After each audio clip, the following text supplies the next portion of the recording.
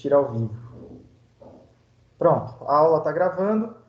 Como eu disse, repito, desejo aí para vocês uma boa noite de quarta-feira, desejo também uma boa semana, mais uma semana, não sei mais se é atípica ou se é típica, né? Porque já faz aí uns 30, 40 dias que a gente está assim, mas é mais uma semana diferente do que a gente vinha acostumado, principalmente nos últimos meses.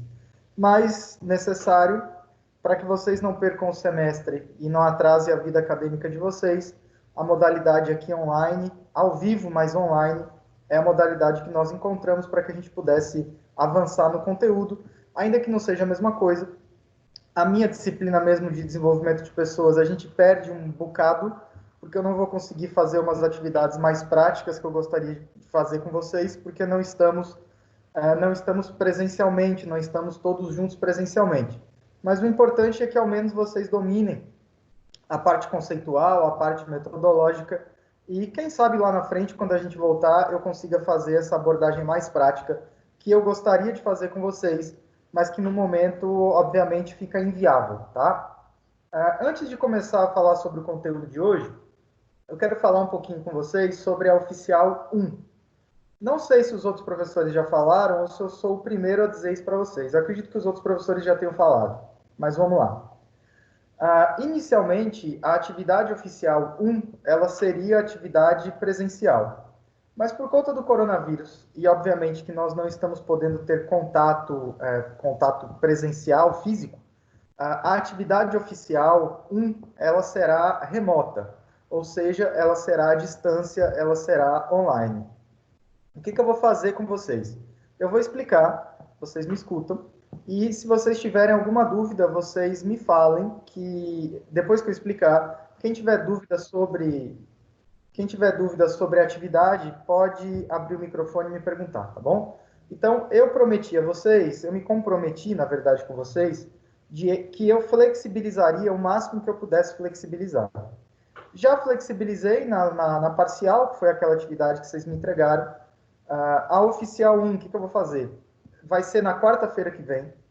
Eu vou estar aqui no horário de aula, 19h10, que é mais ou menos o horário que a gente está começando.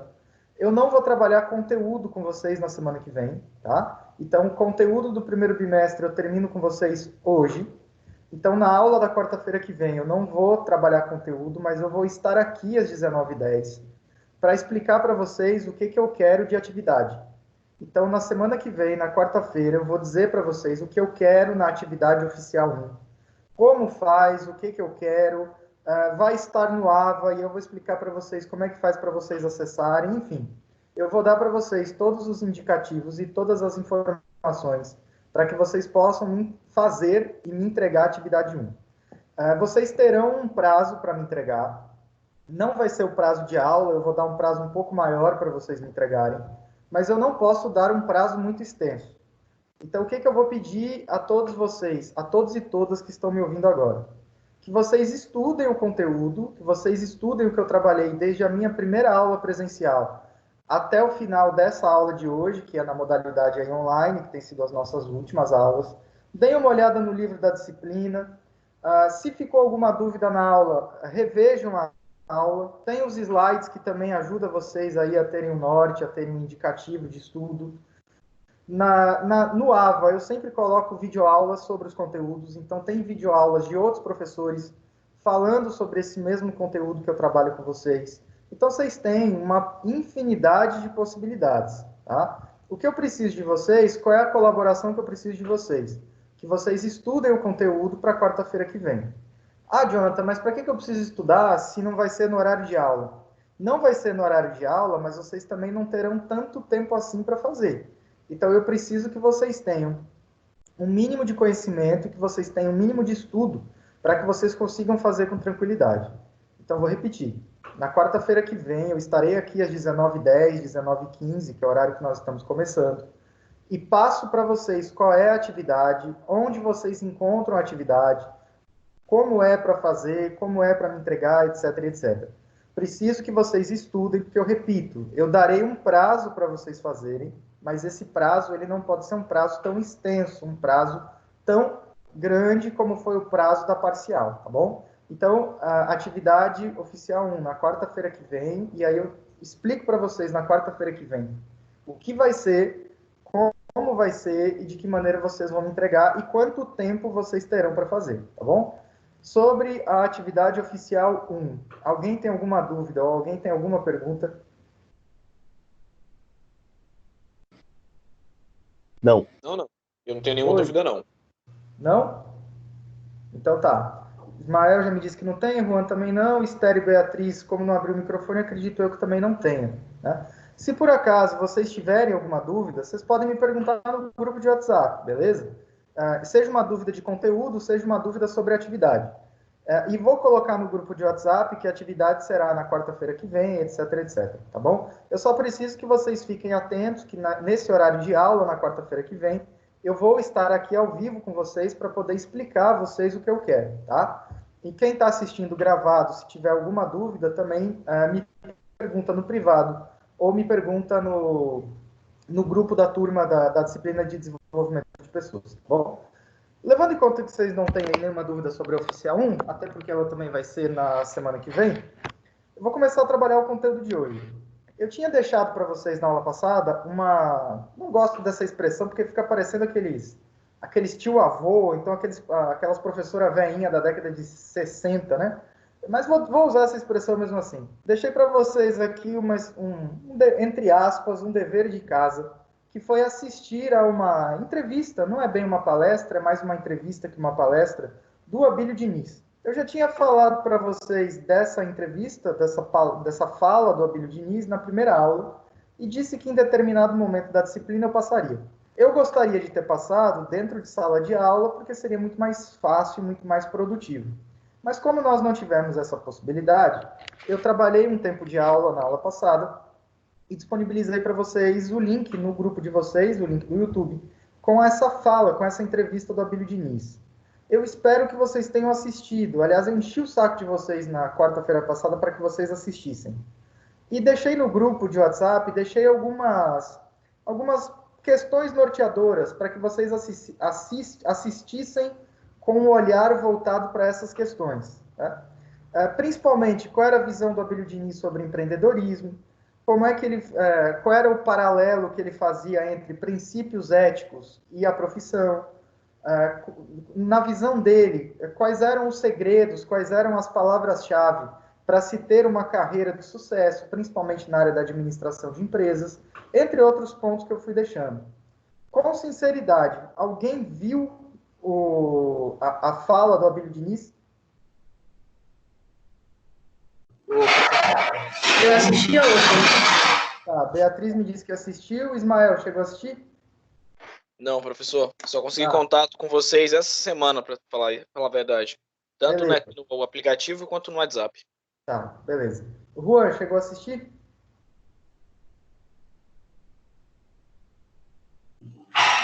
Esther falou lá no grupo que viu. Esther viu? Peraí, deixa eu ver aqui no grupo se alguém também respondeu. Beleza, assisti hoje. Beleza, Esther. Vamos lá. Basicamente, principalmente para as meninas, que foram aquelas que assistiram, e para quem não assistiu, eu sugiro assistir, porque eu vou cobrar na atividade, e eu avisei vocês que eu cobraria na atividade. Para quem já assistiu, vai entender com mais facilidade o que eu estou dizendo. Para quem não assistiu, escuta a minha fala e depois assiste a entrevista do Abílio Diniz. Bom, o Abílio Diniz, vocês já sabem, ele é o presidente do Grupo Pão de Açúcar, e ele é o presidente na verdade, ele é presidente do conselho, que é a mesma coisa que o diretor do grupo. Ele é o diretor do Grupo Pão de Açúcar e ele é o diretor do grupo da Brasil Fruit. São dois grandes grupos, são duas mega empresas, são duas multinacionais, principalmente aí na área de atacado e varejo. E ele deu uma entrevista, principalmente voltada para os jovens. Essa entrevista tem uns 4 anos, mas o Abílio Diniz continua vivo, né? Já passou dos 80 anos de idade, continua fazendo as suas maratonas, como vocês viram na entrevista que ele disse, e ele continua sendo diretor-presidente do Grupo Pão de Açúcar, e ele continua sendo o diretor-presidente do Brasil Fruit, do Grupo Brasil Fruit. O que é interessante na fala do Abílio Diniz, para o Jonathan, para mim, depois Esther ou Beatriz, caso queira também dar a sua impressão, pode ser legal também a gente discutir um pouco sobre isso. Ele vem de uma família classe média baixa, ele mesmo diz isso no vídeo. O pai dele tinha uma pequena venda e ele começou a se interessar pelos negócios, pela administração, a partir dessa venda do pai dele. Nessa vendinha, ele cresceu trabalhando na venda e ele foi desenvolvendo, ele assumiu a administração desse pequeno negócio, desse pequeno empreendimento, e essa vendinha se tornou o Grupo Pão de Açúcar que vocês conhecem hoje. O Grupo Pão de Açúcar no Nordeste, ele não é tão conhecido, mas o Grupo Pão de Açúcar, principalmente no Sudeste, é uma grande potência, né? A gente fala da rede do supermercado Pão de Açúcar, mas o Grupo Pão de Açúcar já adquiriu outras tantas empresas e outros tantos supermercados. O que eu acho interessante na fala do Abílio Diniz é exatamente o link que ele faz entre os princípios éticos, os princípios de vida e os princípios profissionais. Existe uma expressão que ele usa que eu já trabalhei com vocês, que ele vai dizer, olha, uma empresa depende de processos e de pessoas. Falei isso para vocês na minha primeira aula, na minha segunda aula presencial, foi uma dessas duas. E ele, a todo momento, vai dizer o seguinte, pessoas são mais importantes do que processos. Não vou dizer mais importantes, mas pessoas são mais necessárias do que processos. Porque, normalmente, quem opera os processos de uma empresa, de uma organização, são pessoas. E ele diz isso várias vezes na entrevista. Eu só cheguei aonde eu cheguei. E o Grupo Pão de Açúcar só cresceu do jeito que cresceu, porque eu dou prioridade para as pessoas. E ele também fala mais de uma vez o seguinte, eu sou um gestor de pessoas. E ele comenta que toda semana ele reúne todos os funcionários no auditório, e aí discute-se o que está sendo positivo, o que está sendo negativo, enfim. O interessante é exatamente essa visão, apesar de ser um senhor de mais de 80 anos de idade, essa visão moderna que o Abílio Diniz tem sobre organização de empresas, sobre administração de empresas, essa visão interessante que ele tem sobre desenvolvimento de pessoas. E mais de uma vez ao longo da entrevista, ele também diz o seguinte, eu gosto de potencializar talento.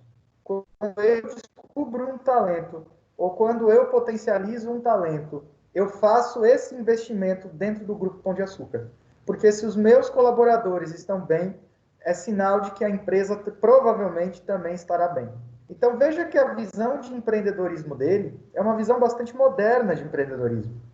Uma visão focada nas pessoas, uma visão focada no desenvolvimento de pessoas, uma visão focada na gestão de pessoas, uma visão focada no critério humano de uma organização. E vocês acho que já tiveram teorias da administração. Até a década de 60, até a década de 70, a empresa era entendida quase que como uma máquina mesmo, né? Que não tinha vida. Depois da década de 60, depois da década de 70, começam a surgir teorias da administração que começam a humanizar as empresas. Começa-se a humanizar as organizações. E a visão do Abílio Diniz é essa. E tem outro ponto também que me chama muito a atenção. Ele é um dos 20 homens mais ricos do mundo. É diretor-presidente de duas mega grupos, de duas mega indústrias.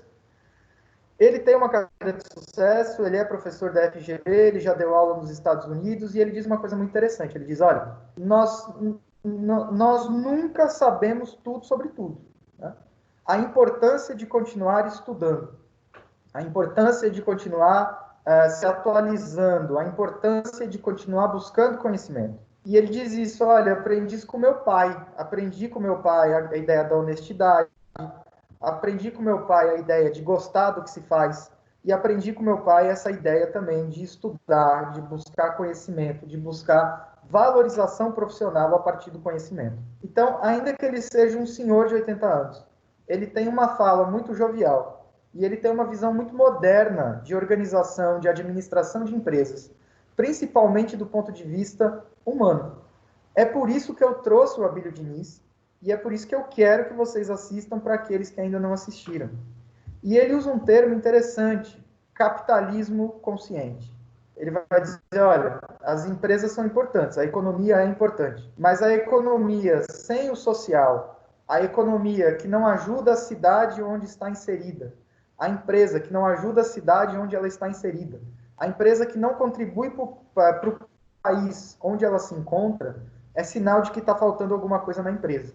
E ele vai trazer um termo interessante. Nós vivemos no capitalismo e dificilmente nós sairemos dele. Mas nós podemos adotar um capitalismo consciente. Né? Um capitalismo em que a empresa vai oferir lucro, em que o objetivo da empresa continua sendo ter lucro, mas a empresa também olha para os seus funcionários de maneira humana, a empresa olha para a sociedade que está ao seu redor de maneira humana, e a empresa contribui para o desenvolvimento das pessoas e para o desenvolvimento social. Então, uma boa parte dessa entrevista dele, de 30, 35 minutos, é exatamente nessa direção, é exatamente nessa linha. É por isso que eu repito que eu quero que vocês assistam a entrevista, porque eu vou cobrar na atividade da semana que vem. Quem já assistiu, beleza. Se quiser assistir de novo, fica à disposição. Para aqueles que assistiram, algum comentário, alguma pergunta, algo que chamou a atenção?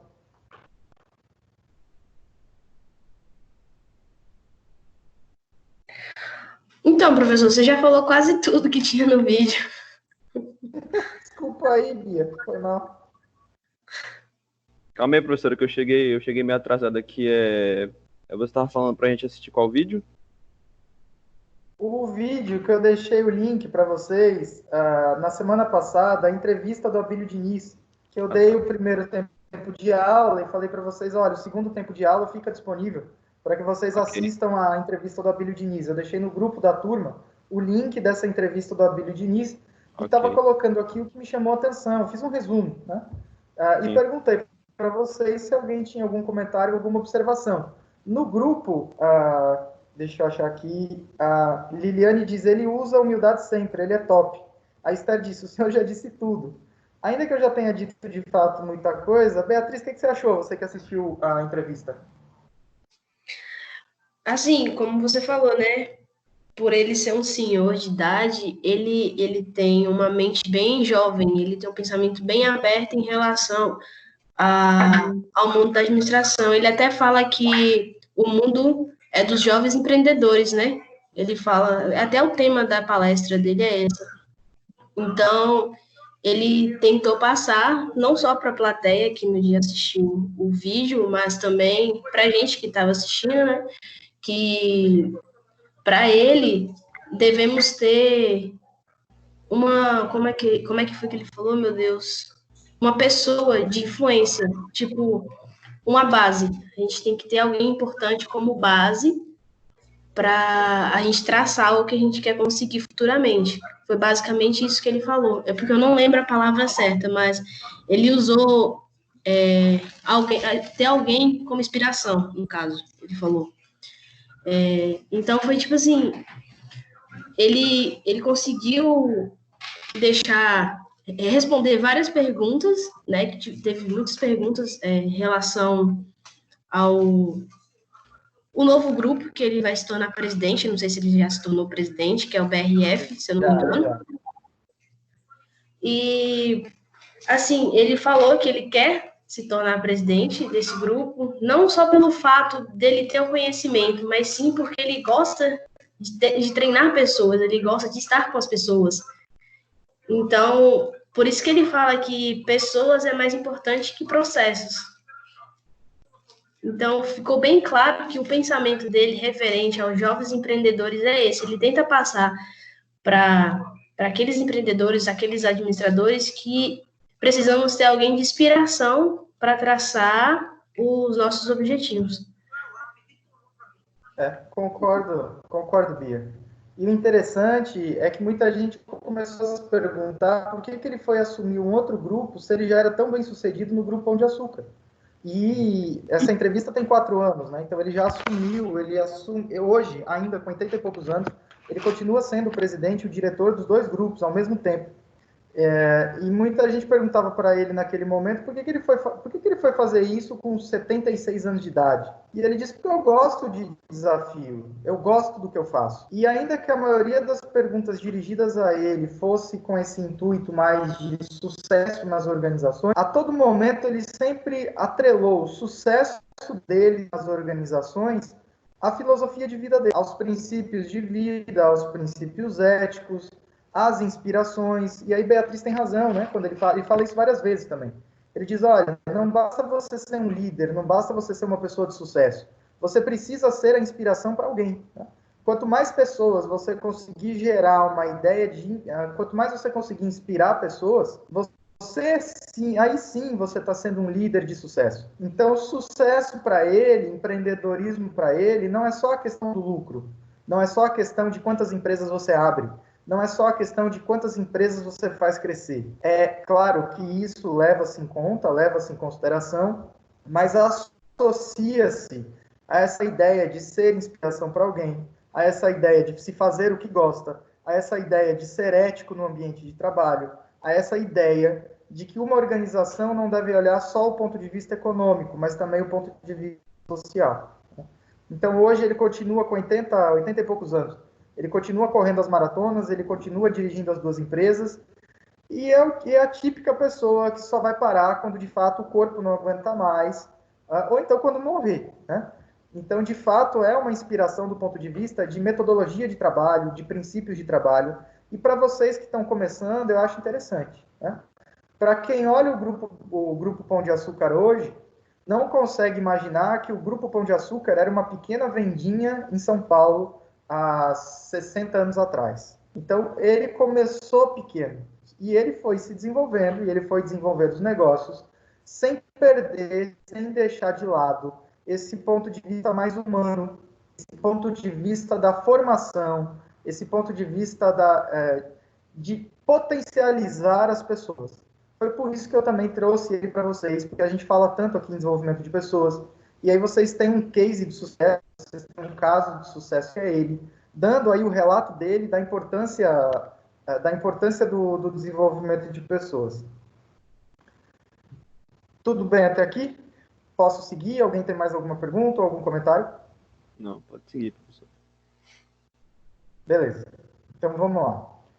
Feito essa primeira, gastei não, né? Investi esses primeiros minutos na fala, na entrevista da Abílio Diniz, e hoje a gente vai continuar o nosso conteúdo, e eu vou trabalhar com vocês, deixa eu achar...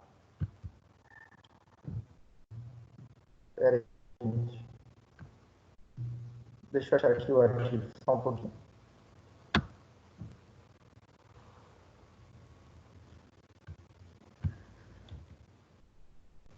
É o outro, perdão, só um minutinho.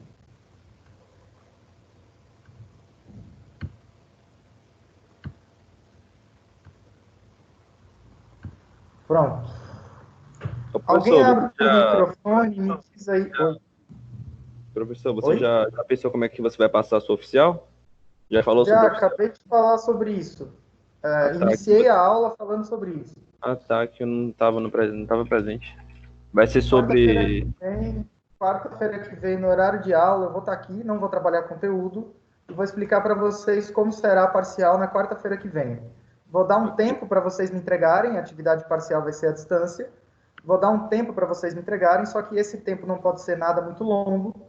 Claro, não é só o período de aula, eu vou dar um tempo um pouco maior para vocês. Então, pedi que vocês estudassem o conteúdo, que vocês assistissem a fala do Abílio Diniz, que aí na quarta-feira que vem eu trago para vocês qual será a atividade, como fazer, onde encontrar e quando me entregar. Então, na quarta-feira que vem, às 19h10, 19h15, eu vou estar aqui, explico para vocês ao vivo, e aí dou um prazo para que vocês possam me entregar, beleza? Ok. Beleza. Então, vamos lá. A aula de hoje é o tópico 2.3 do livro de vocês. Então, eu termino o primeiro bimestre hoje, né? Primeiro bimestre, unidade 1 e 2. Segundo bimestre, unidade 3 e 4. Então, eu vou trabalhar o tópico 2.3. E assim que eu terminar o tópico 2.3, vocês estão liberados hoje, porque eu termino o conteúdo do segundo bimestre, tá? O tópico 2.3 vai falar exatamente sobre tecnologia educacional nessa área, né, de tecnologia e desenvolvimento, tá? De treinamento e desenvolvimento. Tecnologia educacional de treinamento e desenvolvimento. Uma coisa vocês já notaram, e eu espero que vocês já tenham notado depois de tantas aulas. Quando eu falo em desenvolver pessoas, eu estou falando de um processo educacional. Eu digo isso desde a primeira aula para vocês. Potencializar um talento significa potencializar o comportamento de uma pessoa ou de um grupo de pessoas. E vocês já viram aqui comigo também que desenvolver pessoas é um processo permanente. É um processo que exige metas de curto prazo, de médio prazo e metas a longo prazo também. É por isso que a unidade, o tópico 2.3, vai usar essa expressão aqui, olhem para o slide, a expressão tecnologia educacional. Né? Porque nós entendemos que treinar e desenvolver pessoas é um ato, é um processo educacional. Antes de entrar nisso, eu ia até fazer essa pergunta para vocês, o livro faz essa pergunta para vocês e eu acho ela interessante para vocês refletirem. Vocês já tentaram ensinar alguém alguma coisa? Algum de vocês, em algum momento, já tentou ensinar alguém? Se alguém já tentou, abre o microfone e diz, eu já tentei. Já tentei. Também já tentei. Quem foi que falou? Eu também já tentei. Pronto, todos vocês já tentaram. A minha pergunta é, como foi esse ato, esse processo de ensinar alguém para vocês? Foi bom, foi ruim, foi satisfatório, não foi? É difícil, é fácil, foi chato, foi legal? Me digam aí as impressões de vocês no momento em que vocês já tentaram ensinar alguém. Eu acho que é bom, até porque, tipo, você está ensinando algo que você aprendeu de outra pessoa. Então, você está transmitindo conhecimento que alguém te passou para outra pessoa. Aí você espera que ela faça a mesma coisa para outra pessoa e assim sucessivamente. Eu vejo que é sentido. Quem mais aí para ajudar, Renan? Me conta aí as experiências de vocês. Bom, eu sempre deixei claro que eu nunca tive muita paciência com pessoas. Então, quando eu vejo que a pessoa, eu tô ali ensinando e parece que não entra, eu falo, desisto, esquece. Vai caçar outra pessoa para te ajudar, porque eu não consigo mais, não.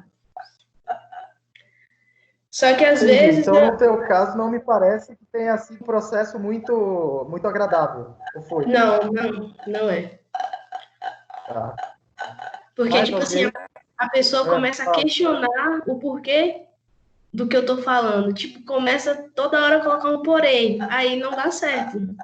Mas se a pessoa parar, ouvir, e aí, tipo, no final a gente entrar em um acordo, aí eu consigo conciliar. Porém, se, tipo, toda hora que eu tô falando alguma coisa, a pessoa vem e debate comigo ou coloca um porém, aí já era. Aí não dá certo, não. Entendi. Mais alguém se habilita? Eu. Olha, normalmente, quando eu tento fazer isso, é sempre uma experiência boa. Sempre me acrescenta alguma coisa, um ponto de vista diferente sobre o assunto. Eu acho interessante eu vou voltar para os slides, essa expressão que Ismael usou. Sempre me acrescenta algo de novo, sempre me acrescenta algo de bom sobre o assunto.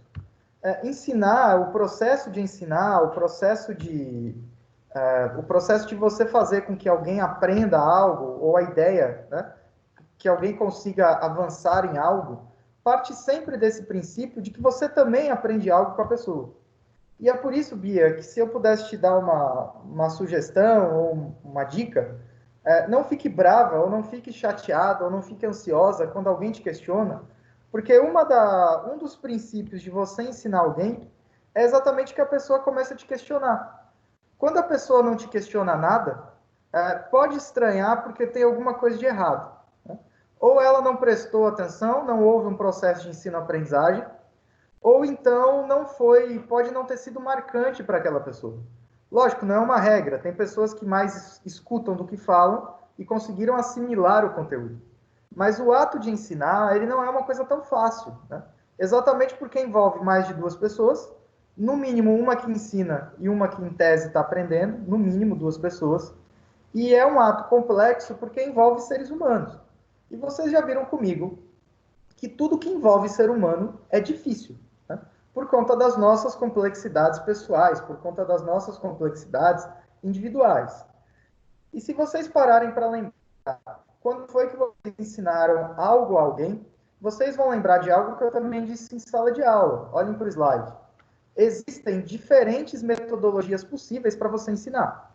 E vou contar para vocês, por exemplo, experiências de aula. As turmas, elas são diferentes umas das outras. Eu posso trabalhar o mesmo conteúdo com vocês para uma outra turma. Talvez eu não utilize a mesma metodologia, porque vocês talvez se adequem melhor a um tipo de metodologia e a outra turma vai se adequar melhor a outro tipo de metodologia. Então, o ato de ensinar, é isso que eu estou querendo dizer a vocês, né? O processo de ensino-aprendizagem, ele é um processo único. Vocês dificilmente conseguirão fazer, não é uma receita de bolo, não é algo pronto e acabado, que eu vou dizer para vocês, olha, misturem A com B que vai dar C. O ato do processo de ensino-aprendizagem não funciona assim. O processo de ensino-aprendizagem, vocês já viram nas aulas anteriores, deve ser voltado para o público que vocês têm, que vocês querem, e para os objetivos que vocês traçaram. Isso significa dizer que vocês têm uma infinidade de metodologias, vocês têm uma infinidade de conteúdos, e vocês precisam adequar da maneira com que vocês entendem que vai ser a maneira mais apropriada para que vocês consigam ter um processo de ensino-aprendizagem o mais positivo, o mais efetivo possível. E olha que interessante, os estudos científicos também já comprovaram que de todas as nossas ações, ouvir alguém, escrever, conversar, a ação que nós mais aprendemos é quando nós ensinamos alguém. Então, a relação de ensino-aprendizagem é uma relação positiva, tanto para quem ensina, quanto para quem aprende, né? A nossa memória grava muito mais do que quando nós ensinamos alguém do que qualquer outro tipo de metodologia, como escrever no caderno, como assistir uma videoaula. É comprovado cientificamente que de tudo que eu falei para vocês, que eu vou falar para vocês hoje, vocês retêm, vocês guardam, em média, 50%. Quando vocês estão ensinando alguém, vocês retêm, vocês guardam aproximadamente 80% daquilo que vocês ensinaram para a pessoa. Então, esse ato, essa questão do processo de ensino-aprendizagem, além de ser complexo, ela é particular, ela é específica, ela é sui generis. Pensando nisso, existem uma série de ferramentas, como eu disse para vocês, disponíveis. Como a gente tem falado muito de treinamento e de desenvolvimento de pessoas, esse item, o 2.3, ele vai principalmente trabalhar com vocês ferramentas tecnológicas, tá?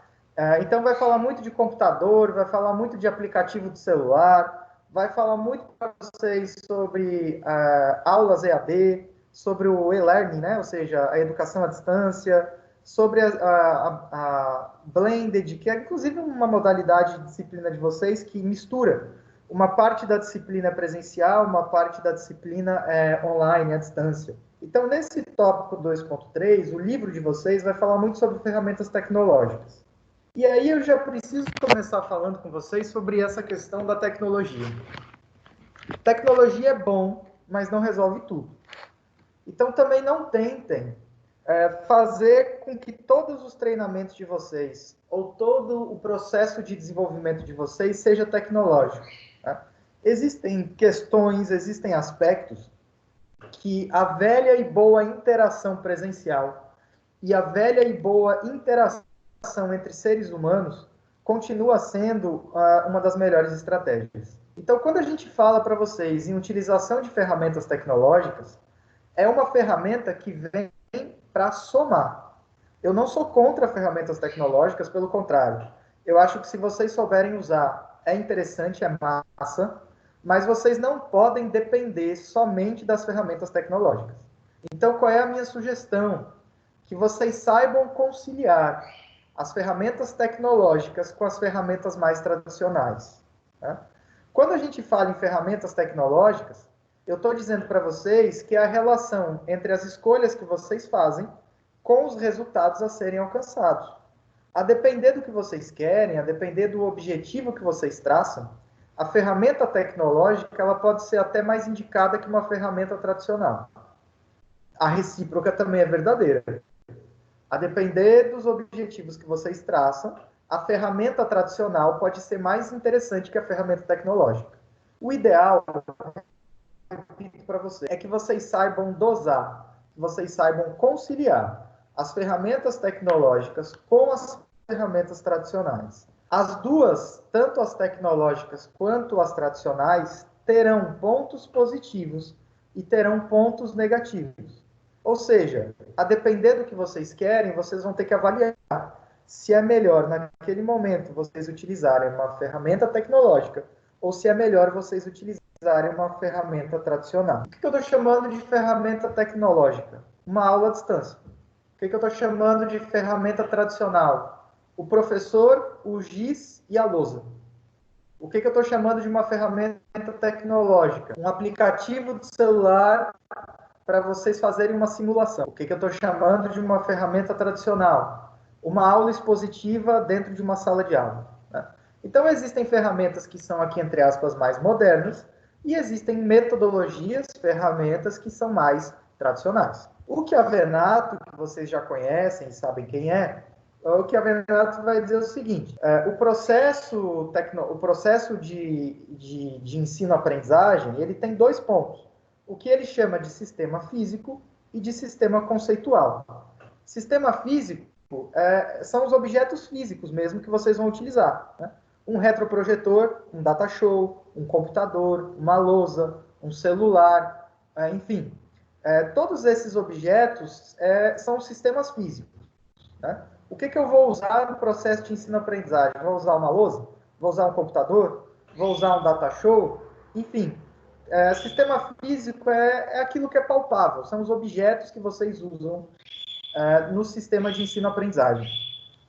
Já o sistema conceitual, para o Chiavenato, é o que ele está chamando de metodologia e conteúdo. Né? Qual é o conteúdo que vocês vão criar? Quais são as metodologias que vocês vão utilizar? As metodologias, elas serão tecnológicas, elas serão tradicionais? O conteúdo, qual é o conteúdo? É uma apostila? É um livro didático? É um filme? É um vídeo?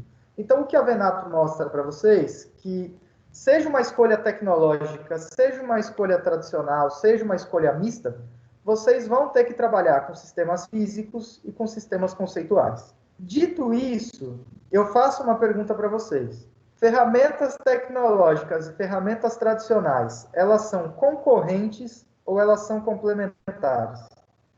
Se alguém quiser dar opinião, está aberto. Com certeza são complementares.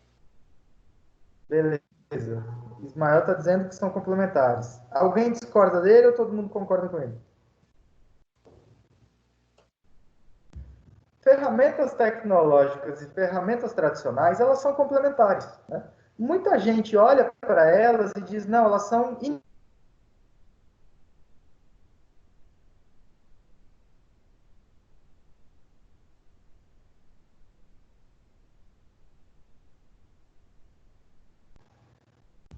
Pessoal, desculpa, minha internet caiu, mas acho que voltou. Vocês estão me ouvindo? Sim, sim. Sim? Achei que caiu da minha. Não foi a minha. Se cair de novo, é porque a minha internet está oscilando bastante hoje. Então, peço para vocês que se cair, vocês tenham um pouquinho de paciência, tá? Deixa eu voltar aqui nos slides, por favor. Só um pouquinho. Pronto. Ferramentas tecnológicas e ferramentas tradicionais, elas não são concorrentes, elas são complementares. Se vocês olharem o slide anterior, seja nas escolhas físicas, seja nas escolhas conceituais do Renato, vocês podem mesclar, vocês podem usar tanto ferramentas tecnológicas quanto ferramentas tradicionais. Se vocês olharem para o slide, eu deixo até uma observação para vocês. Evitem recursos, metodologias e tecnologias únicas. Utilizem uma variedade de tecnologias, utilizem uma variedade de recursos e utilizem uma variedade de metodologias. Né? Usar só a lousa pode ser prejudicial. Usar somente a aula EAD pode ser prejudicial. Usar somente filme pode ser prejudicial. o ideal é que vocês usem, tanto do ponto de vista físico quanto do ponto de vista conceitual, uma multiplicidade de recursos, metodologias e tecnologias. Vou dar um exemplo para vocês.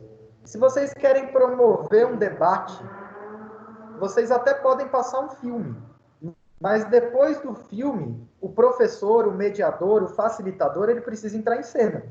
Não adianta vocês passarem um filme e depois irem para outro conteúdo. Se o objetivo de vocês é promover um debate, o filme pode ser uma ferramenta facilitadora, mas ela não diz tudo. É importante que o mediador apareça. É importante que o facilitador, o professor, que é aquele que vai dar o treinamento, ele, depois do filme, explore, independente de quais sejam as tecnologias ou as ferramentas que vocês forem utilizar, é a minha sugestão. Nunca fiquem somente com um recurso, com uma metodologia ou com um tipo de tecnologia. Por isso que eu digo para vocês que as ferramentas tecnológicas e as ferramentas tradicionais, elas não são concorrentes, elas são complementares, tá? Então, feita essa primeira observação para vocês, o tópico 2.3, ele vai focar muito, como eu disse, nas ferramentas tecnológicas. Dentro das ferramentas tecnológicas, preciso dizer algumas coisas para vocês também. Hoje, dentro das possibilidades tecnológicas, existem algumas ferramentas já bastante conhecidas de vocês. É o que nós estamos chamando, por exemplo, de teleconferência ou videoconferência. Né? O que eu estou fazendo aqui com vocês hoje não deixa de ser uma videoconferência. Né? Lógico que a gente está utilizando um aplicativo, que é o Microsoft Teams, mas não deixa de ser uma videoconferência. Né? A videoconferência tradicional é quando é ligado uma televisão e está todo mundo conectado, enfim. Então, seja pela televisão, que é a teleconferência, seja por qualquer outra modalidade de vídeo, que é a videoconferência, essa já é uma ferramenta tecnológica já bastante conhecida de vocês. Qual é a vantagem de uma teleconferência ou de uma videoconferência? A vantagem é que o conteúdo fica facilmente registrado, armazenado e disponibilizado. Diferente de uma reunião presencial, diferente de uma aula presencial, a aula presencial, quando eu estou trabalhando com vocês lá na sala de aula do Pitágoras, quem assistiu, assistiu. Quem não assistiu, já era. Né? A não ser que vocês gravem, a não ser que vocês filmem. Né? Mas não é muito convencional se fazer isso numa modalidade presencial. Ainda que não seja proibido, não é algo muito convencional. Quando eu falo de uma teleconferência ou de uma videoconferência, fica tudo registrado, fica tudo gravado. Essa aula aqui que eu estou dando para vocês, quem está assistindo comigo agora pode assistir quantas vezes quiser. Quem não assistiu e perdeu, basta clicar no link e vocês terão.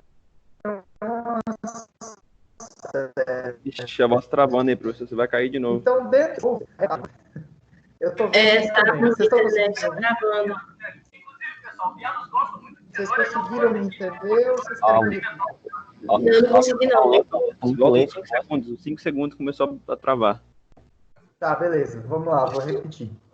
Então, uma videoconferência ou uma teleconferência, ela tem as suas vantagens, mas ela também tem as suas desvantagens. Quem gosta muito de computador, quem gosta muito de televisão, consegue prestar atenção numa teleconferência ou numa videoconferência. Agora, aqueles que estão mais acostumados com o olho no olho, os encontros presenciais, têm dificuldades no momento em que a metodologia não é a metodologia presencial. Então, não é qualquer grupo e não é qualquer turma que consegue ter um rendimento satisfatório usando uma tecnologia de teleconferência ou de videoconferência. Então, como qualquer metodologia, como qualquer ferramenta, tem os pontos positivos e tem os pontos negativos. Do mesmo modo, hoje em dia nós temos o computador e os aplicativos de celular. Né? Aí eu trouxe para vocês alguns aplicativos. O Zoom, o Microsoft Teams, que é o que a gente está utilizando. Existem aí centenas de aplicativos de celular ou de computador, que também fornecem encontros em tempo real, sem que seja presencial, ou seja, à distância. E a gente está dando mais valor para eles, principalmente agora com o coronavírus. Né? A maioria das pessoas não conhecia, acho que talvez nem metade desses aplicativos. Está começando a conhecer e está começando a se familiarizar agora. E olha que curioso, os professores mesmo do Pitágoras, alguns no início tiveram muita dificuldade. Só um pouquinho. Quero deixar claro que não é coronavírus, tá bom? É apenas uma rinite alérgica. Voltando para o conteúdo. Os professores do Pitágoras, alguns professores, tiveram muita dificuldade no início. Exatamente porque estavam acostumados com a modalidade presencial e não tinham muita intimidade com os meios tecnológicos. E não foram só professores. Muitos alunos do Pitágoras também tiveram e têm dificuldades. Tá? Então, o que eu estou querendo dizer para vocês? As metodologias tecnológicas, elas são positivas.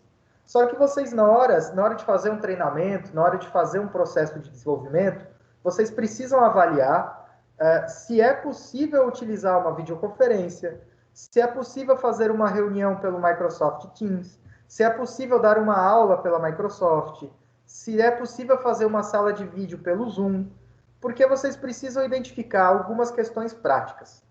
A conexão é boa? As pessoas que vão fazer parte desse grupo de treinamento, elas têm acesso à internet? Elas têm acesso ao computador? A empresa vai fornecer os meios tecnológicos ou elas vão ter que se virar? Né? O grupo que está sendo treinado, ele tem intimidade com tecnologia? Porque se não tiver intimidade, se não conseguir usufruir da tecnologia, o que é para ser algo positivo vai se tornar algo negativo. Então, ou seja, vocês precisam pesar, vocês precisam investigar, vocês precisam avaliar até que ponto, para aquele treinamento ou para aquele processo de desenvolvimento, é possível aplicar as metodologias tecnológicas. Vocês mesmos, olha que vocês são jovens, mais jovens do que eu. Vocês me disseram na aula retrasada, lembram? O professor, até 9h40 é puxado, porque cansa mais. Então, vocês mesmos já estão sentindo que as metodologias tecnológicas, elas têm os pontos positivos e elas têm os pontos negativos. Né? Eu também não vou negar para vocês que, às vezes, ficar em casa e dando aula tem as partes positivas também. Tanto para mim quanto para vocês. Comodidade é uma delas. Porém, também existem os aspectos negativos. Então, quando vocês forem realizar um treinamento, quando vocês forem realizar um processo de desenvolvimento, vocês devem ponderar isso, os prós e os contras. E a partir disso, vocês avaliam se vocês utilizarão metodologias tecnológicas ou não. E qual é o nível de utilização que vocês farão. Né? Vai usar muito, vai usar pouco, vai usar de maneira pontual. Tudo isso vocês precisam avaliar. Trazendo para a minha realidade, que é a área do ensino, da educação, só para vocês terem uma ideia. Hoje na educação, principalmente de ensino médio, vocês saíram do ensino médio não tem muito tempo, vocês vão lembrar do que eu estou falando. Uma das dificuldades de usar a tecnologia no ensino médio é que demora para montar. A maioria dos professores não dominam as tecnologias e não tem cursos para isso. As aulas são mais curtas, são aulas de 50, 40 minutos. Até o momento que o professor vai montar todo o material e que ele começa a passar o conteúdo tecnológico, já acabou a aula. Né? No caso do Pitágoras, nem tanto, porque nós temos 3 aulas conjugadas. Mas no caso do ensino médio, no caso do ensino fundamental, até hoje, a rede básica de ensino tem dificuldades de trabalhar metodologias tecnológicas. Então, vocês precisam pesar muito bem, vocês precisam ponderar muito bem, para que vocês tenham aí uma efetividade e alcancem o objetivo que vocês querem no momento em que vocês forem usar metodologias, ferramentas tecnológicas. Mas que ajuda, não tenho dúvida que ajuda. Que quebra um bom galho no momento aí de aperto, não tenho dúvida que quebra.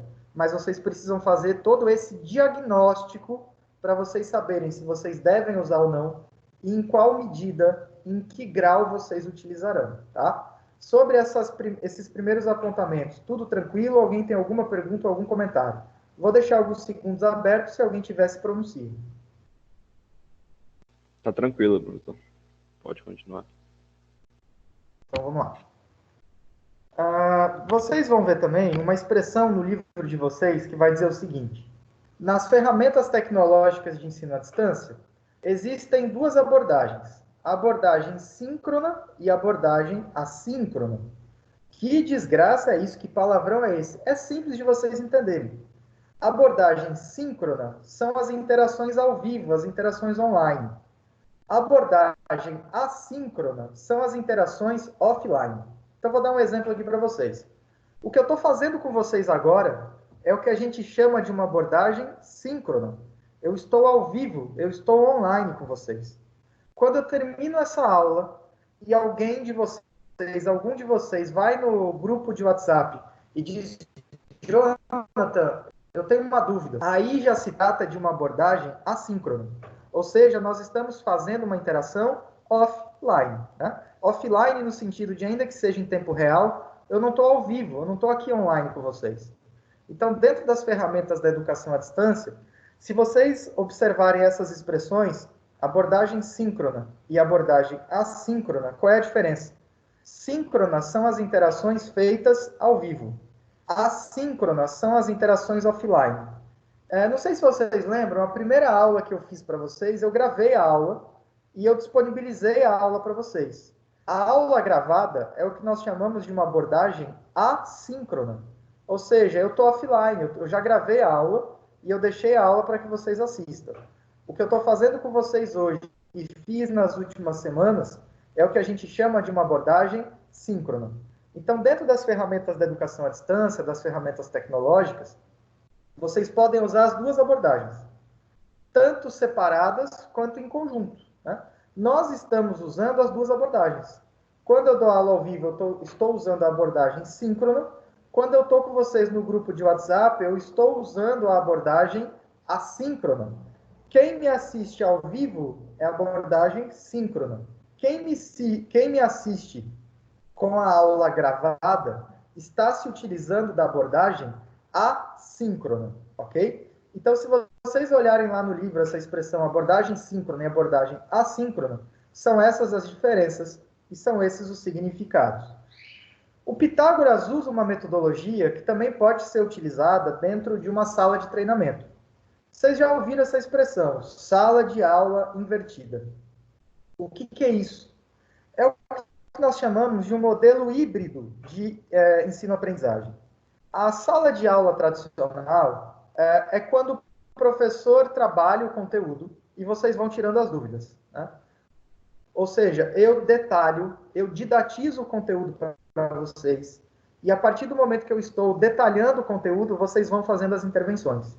Isso é uma sala de aula tradicional, isso é uma sala de aula clássica. O que é a sala de aula invertida? É uma metodologia, é um modelo moderno que alguns locais têm utilizado, mas eu também vou dizer para vocês os pontos positivos e os pontos negativos.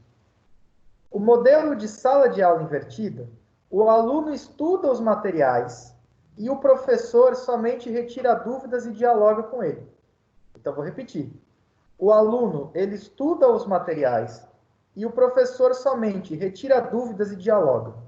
Observem que é o contrário. É por isso que o nome é sala de aula invertida. Vou dar os dois exemplos aqui, vocês vão entender com mais facilidade.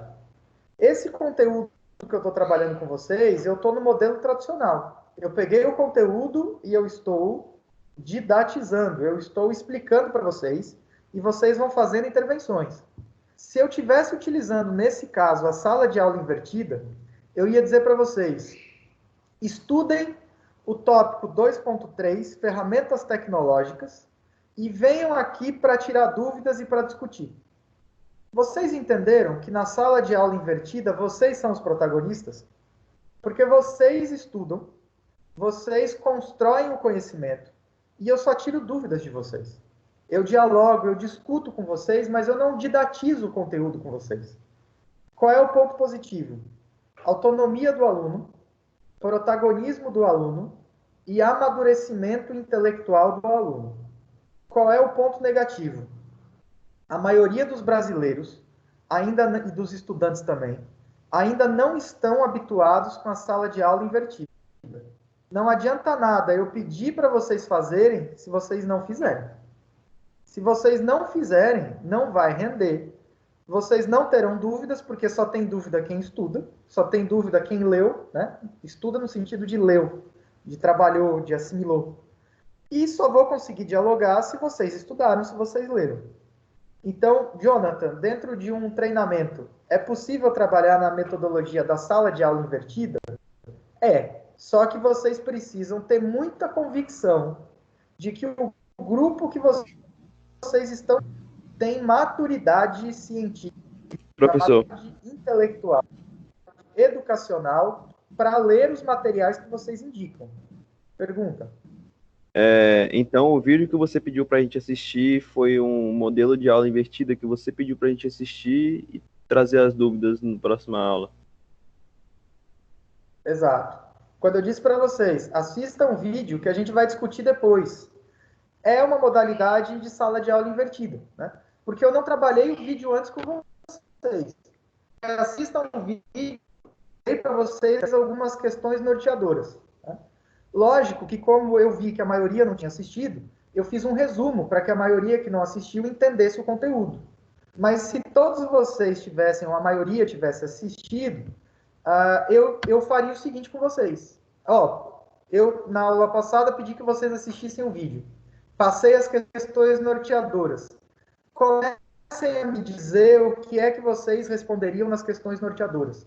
Então, vocês seriam os protagonistas. Né? A ideia inicial era fazer isso, mas como uma boa parte de vocês ainda não tinha visto o vídeo, eu inverti de novo. Eu fiz um resumo do vídeo, e aí, em cima do meu resumo, eu abri para vocês falarem. Mas o que Beatriz, o que Esther, enfim, o que o que elas fizeram é uma característica da sala de aula invertida. Jonathan, eu gostei disso, disso, disso e disso. Né? Então, a sala de aula invertida inverte essa questão. Em vez de eu trazer o conteúdo para vocês, vocês trazem o conteúdo para mim e a gente vai tirando dúvidas e dialogando. Jonathan, tem uma metodologia melhor ou pior? Não. A metodologia tradicional ela é mais conhecida, que é essa que a gente está usando agora, mas a sala de aula invertida também é possível. Desde que vocês tenham, no momento que vocês estão treinando o grupo, que vocês tenham a convicção de que o grupo vai fazer o que vocês pediram. Tá? Se o grupo não faz, não vai funcionar a sala de aula invertida. Vocês podem fazer um teste, vocês podem tentar uma vez. Se não funcionar, vocês podem tentar mudar essa metodologia. Mas eu preciso mostrar para vocês que existe uma metodologia moderna que é interessante, chamada sala de aula invertida. Essa modalidade da sala de aula invertida, ela funciona melhor pessoalmente. Né? Se eu tivesse passado esse vídeo para vocês em sala de aula, vocês em sala de aula, todos que estavam ali assistiriam. Então, funcionaria melhor. Mas é possível também fazer sala de aula invertida à distância, EAD. Agora, pessoalmente, ficaria mais fácil quando eu dou um comando para vocês em sala de aula, vocês assistem, vocês leem, vocês trabalham, e aí vocês trazem para mim as dúvidas e dialogam comigo. Então, na sala de aula invertida, o protagonismo não é meu, o protagonismo é de vocês. Esse é o ponto positivo. Qual é o ponto negativo? O ensino fundamental e o ensino médio brasileiro, ele não está acostumado ainda com a sala de aula invertida. Então, muita gente tem dificuldade de assimilar a sala de aula invertida. Mas é mais uma ferramenta que vocês têm no momento em que vocês forem fazer o treinamento. Se vocês olharem a disciplina de desenvolvimento de pessoas da primeira aula até hoje, o que a gente está trabalhando? Possibilidades. Né? Eu estou mostrando para vocês possibilidades de como se trabalhar o treinamento. Desde o diagnóstico até o projeto de treinamento, o projeto escrito e a aplicação do treinamento. Então, observem que eu estou dando para vocês um mundo de possibilidades. E aí vocês têm aí uma série de ferramentas que vocês podem utilizar, tá bom? Até aqui, tranquilo?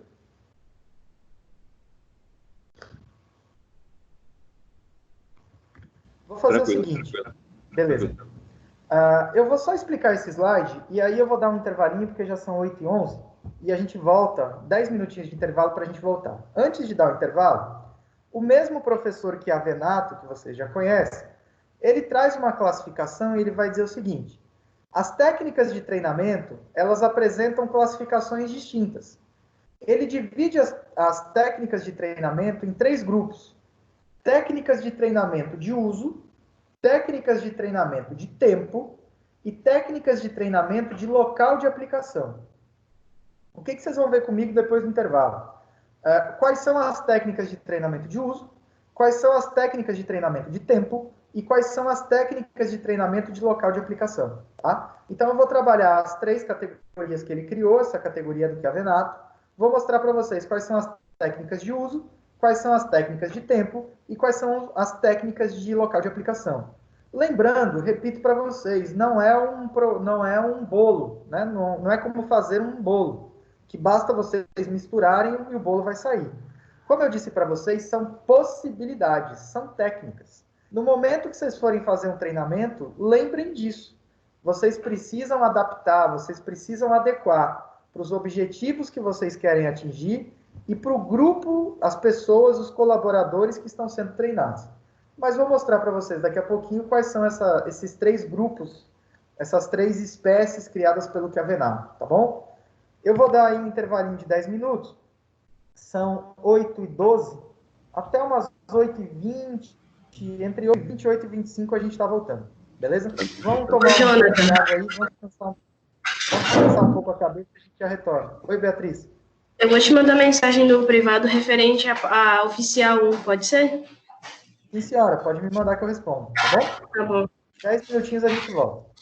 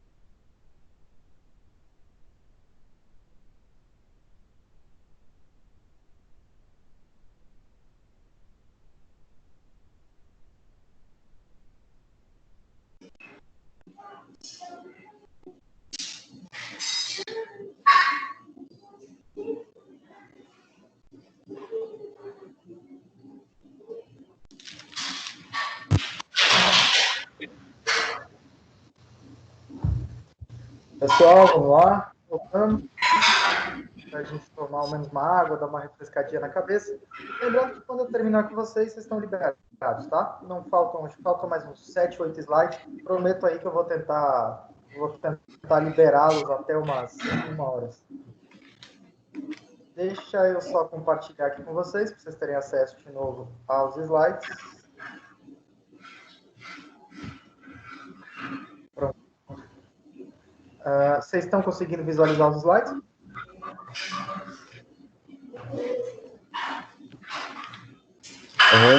Sim. Sim? Então vamos lá. Bom, como eu estava dizendo para vocês, o Chiavenato, ele criou 3 categorias. Quando a gente fala de técnicas de treinamento tecnológicas, principalmente, ele criou 3 categorias, né? O que ele chama de uso, de tempo e de local de trabalho. Quando o Chiavenato fala em uso, na categoria de uso, ele cria 2 subcategorias. Uma que ele chama de orientadas para o conteúdo e outra que ele chama de orientadas para o processo. Tá? Então, no uso de ferramentas tecnológicas, o uso dessas ferramentas podem ser orientadas ou para o conteúdo ou para o processo. O que ele está chamando de uso orientado para o conteúdo? A orientação para o conteúdo prioriza a transmissão de informação. Olhem para o slide. Priorizam a transmissão de informação e aquisição de conhecimento por meio de técnicas de leitura de material didático, palestras, apresentações, utilizando recursos audiovisuais e outros recursos. Então, quando falo em conteúdo, é utilizar as ferramentas tecnológicas para que o grupo que está sendo treinado assimile algum conteúdo. Então, quando o Chiavenato cita utilização de tecnologias orientadas para o conteúdo, são ferramentas tecnológicas que têm por finalidade com que o grupo de pessoas que estão sendo treinadas adquiram conteúdo, assimilem conteúdo, construam conteúdo. Quando eu digo para vocês em construir conteúdo, eu estou falando em construir conhecimento. E aí pode ser um material didático, pode ser uma palestra, pode ser uma apresentação. Aí tem diferentes maneiras de se adquirir conteúdo, de se adquirir conhecimento. E aí eu quero apresentar para vocês um tipo de técnica chamada de técnica auto-instrucional. Tá? Então, dentro de tantas possibilidades de se adquirir conhecimento, de se adquirir conteúdo, existe um tipo de técnica chamado de técnica auto-instrucional. Já adianto para vocês que no Brasil ela não é tão utilizada assim, mas é possível de se utilizar. Existem várias técnicas, eu estou mostrando para vocês uma delas. É o que a gente chama de instrução programada, IP. Instrução programada. O material didático é elaborado de maneira racional e sistemática e poderá suprir a função do instrutor de apresentar o conteúdo, deixando a leitura mais prazerosa e eficaz no que diz respeito ao seu entretenimento, apreensão... deixa eu ver aqui que está tampando, peraí. De maneira racional e sistemática, poderá suprir a função do instrutor, deixando a leitura mais prazerosa e eficaz quanto ao seu entendimento e apreensão pelo aprendiz. O que é essa técnica chamada aí de técnica de auto-instrução ou auto-instrucional? No caso da instrução programada, não existe professor. Então, todo o processo de ensino-aprendizagem, ele ocorre sem um professor, sem um instrutor. Então, existe um livro didático, existe uma apostila, e essa apostila, ela mesma vai guiando o grupo que está em treinamento para que ele adquira conteúdo.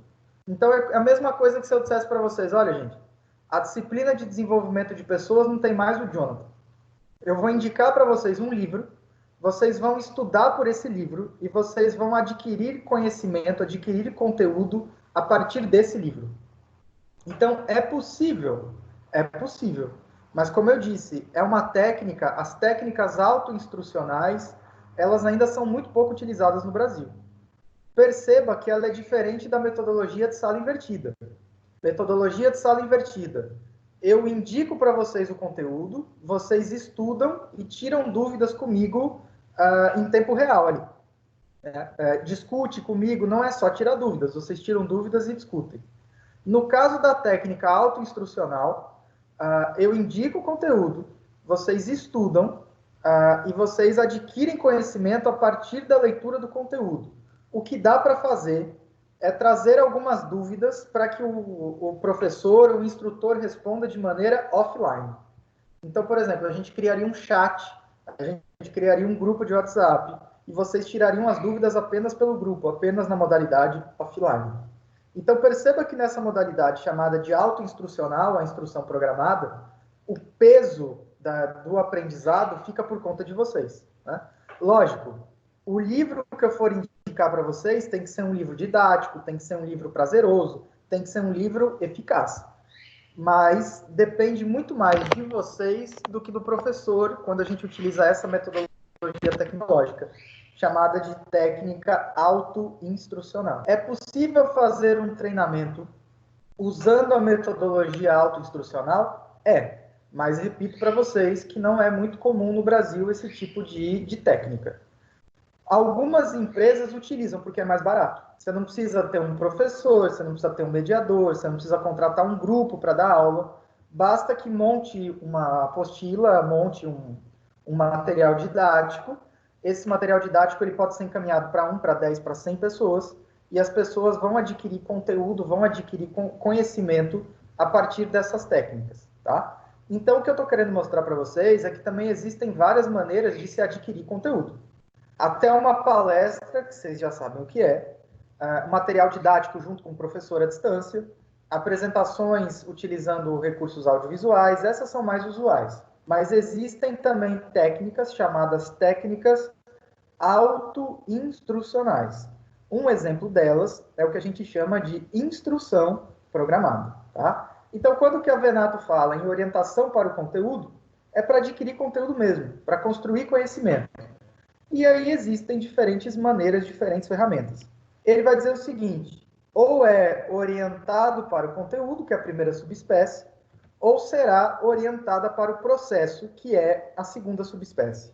Qual é a diferença da orientação para conteúdo, da orientação para o processo? Orientação para o conteúdo, já disse para vocês, é uma maneira de adquirir conhecimento, de adquirir conteúdo, conceitos, expressões, enfim, determinadas áreas de interesse. Quando o Chiavenato fala em orientar para o processo, olhem para o slide, são indicadas para desenvolver habilidades interpessoais, promover o autoconhecimento e o conhecimento dos outros, e ainda alterar o comportamento dos trabalhadores por meio de ações educacionais que priorizem a interação entre os participantes do treinamento.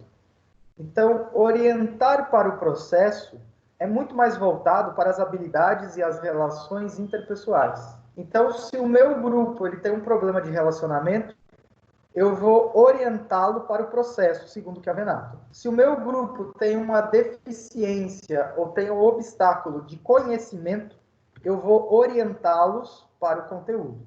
Do mesmo jeito que a orientação para o conteúdo tem uma série de ferramentas, a orientação para o processo também tem uma série de ferramentas. Eu trouxe para vocês aqui 2 ferramentas. A primeira é o que a gente chama de interpretação de papéis. Interpretação de papéis é um teatro. Né? É como no teatro. Para quem gosta de teatro, para quem já fez teatro, para quem assiste teatro, se você só teatro, novela, cinema, os atores que estão ali, eles estão interpretando papéis. Eles vivenciam aquele papel. Né?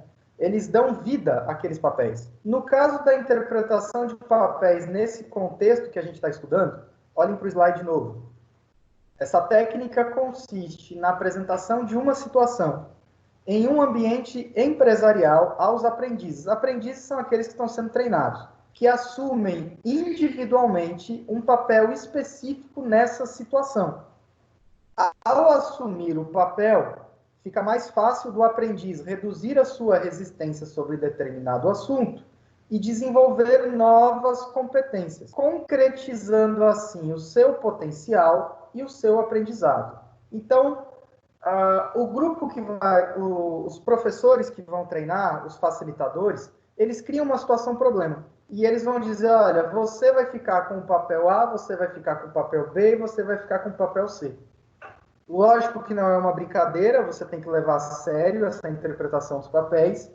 É um jeito de fazer com que eu me coloque no lugar do outro. Vou dar um exemplo aqui.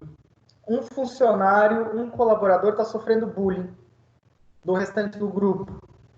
Na interpretação de papéis, inverte-se os papéis. Aquele que pratica o bullying vai sofrer o bullying, por exemplo.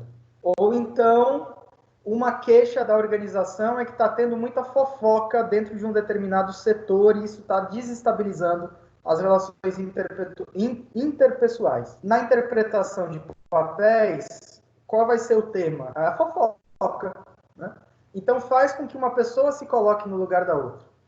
Por exemplo, o gerente que está sendo muito ríspido, está sendo muito grosseiro com os seus subordinados, com os seus funcionários.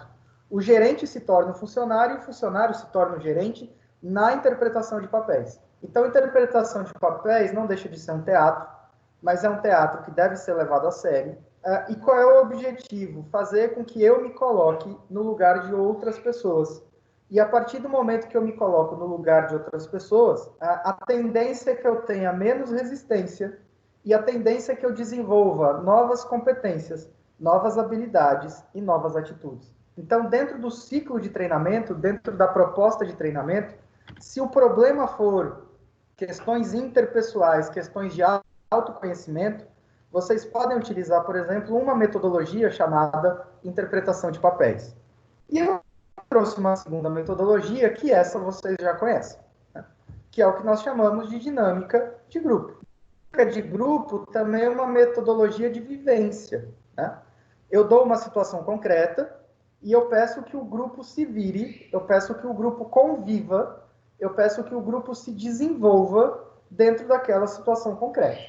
E aí, dinâmica em grupo tem uma série de possibilidades, né? A dinâmica da tesoura, a dinâmica do papel, a dinâmica da corda, a dinâmica dos balões. E aí tem uma infinidade, inúmeras dinâmicas. Qual é o objetivo de uma dinâmica em grupo?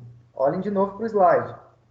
Como eu disse para vocês, é uma técnica vivencial de ensino que promove a aquisição ou desenvolvimento de competências para melhorar o relacionamento interpessoal no sentido de alcançar os resultados esperados.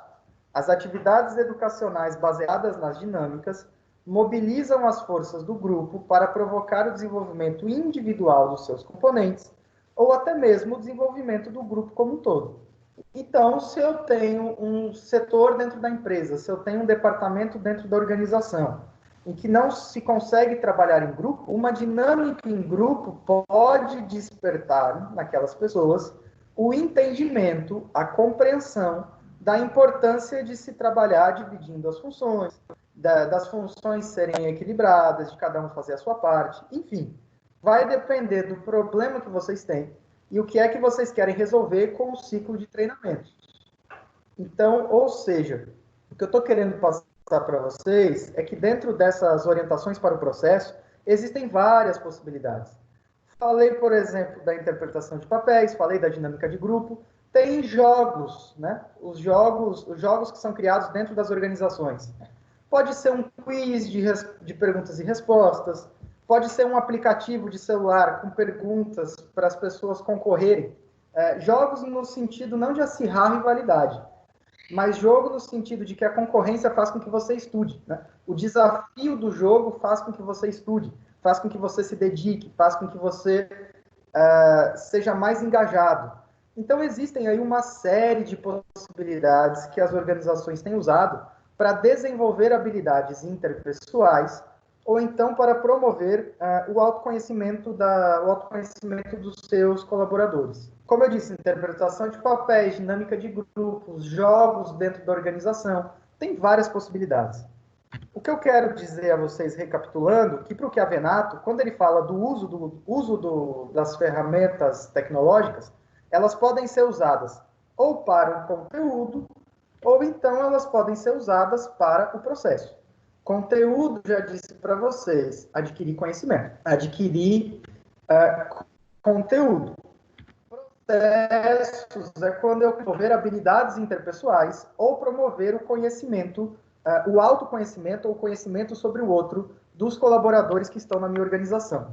Seja na orientação para o conteúdo, seja na orientação para o processo, existem muitas ferramentas que vocês podem utilizar. Talvez alguns de vocês estejam se perguntando, Jonathan, eu uso qual? Vai depender, repito, dos objetivos que vocês traçaram, do grupo que vocês têm na mão para fazer o treinamento e o que vocês vão sentindo na hora. Eu já disse para vocês que não existe receita de bolo. Vocês podem improvisar, vocês podem modificar as ferramentas, vocês podem alterar as metodologias no momento em que vocês forem trabalhando.